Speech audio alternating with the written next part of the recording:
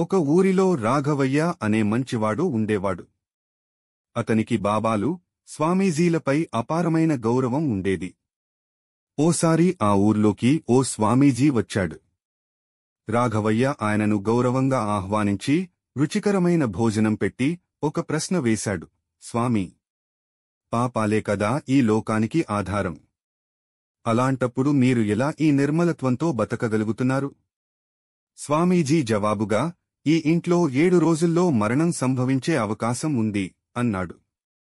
ఆ మాట విని షాక్కి లోనైన రాఘవయ్య తన ఆస్తి పంపకాలు, అప్పులు, బాధ్యతలన్నీ కుటుంబానికి వివరించి ప్రతిరోజూ భక్తితో జపం చేస్తూ జీవించసాగాడు. పాపం అనే మాట మనసులోకి కూడా రానివ్వలేదు. 7వ రోజు స్వామీజీని తిరిగి కలిశాడు. ఈ 7 రోజుల్లో ఏమైనా పాపం చేశావా అని అడిగాడు స్వామీజీ. మరణం ముందుగా కనిపిస్తున్నప్పుడు పాపం చేయాలనే ఆలోచన ఎలా వస్తుంది స్వామీ అని జవాబిచ్చాడు రాఘవయ్య. అప్పుడు స్వామీజీ చిరునవ్వుతో, నీ ఇంట్లో చనిపోయింది ఆవు. కాని నీ ప్రశ్నకు నీమే జవాబిచ్చావు. మేము మృత్యువును మర్చిపోం. అందుకే పాపాల జోలికి వెళ్ళం. శుద్ధమైన జీవితం గడుపుతాం అన్నాడు. ఆ మాటలు